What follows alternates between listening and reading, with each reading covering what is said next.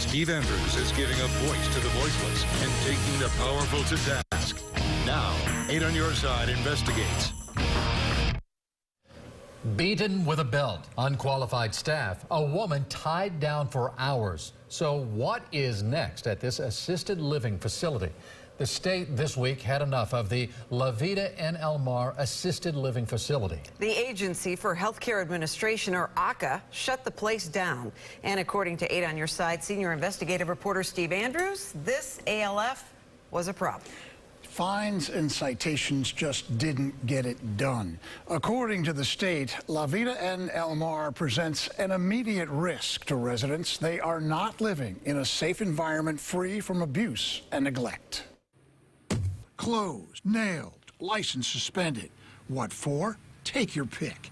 According to this emergency order, on May 22nd, a resident of La Vida en El Mar assisted living facility dropped off at a local emergency room, displayed bruises to his left forearm, right wrist, and stomach, which he explained were caused by a caretaker at the facility beating the resident with a belt.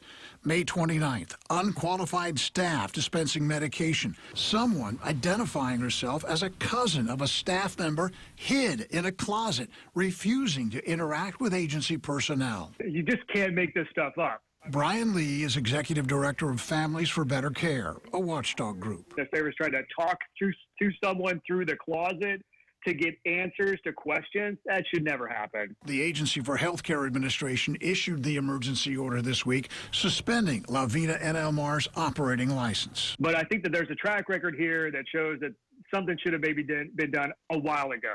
The state found La Vida en El Mar exceeding license limitations. In February, a female physically tied down at her waist anywhere from 2 to 3 hours a day. Even if you look at the fines related to some of these past problems at this facility, they're not very serious. I mean, you're talking $500 here, $1,500 there. I mean, that's not a lot of money. Despite the citations, the fines, the state determined deficient practices exist presently, have existed for an extended period of time in the past without corrective action, and will continue if the agency does not act promptly. Now, according to the Agency for Healthcare Administration, under Florida law, emergency orders against facilities are issued only when there is an immediate, serious danger to the health, safety, or welfare of the patients. So did the state have any explanation about why they didn't take action sooner? I asked that question, and the answer is not really. Only that AHCA claims it takes its responsibility to hold these facilities accountable very seriously. I also asked whether or not the alleged abuse was reported to law enforcement, and I haven't gotten an answer on that just yet. All right, thank you, Steve. More to come on that one. If you have a problem you want Steve to investigate, call the 8 on Your Side helpline, the telephone number on your screen, 1-800-338-0808.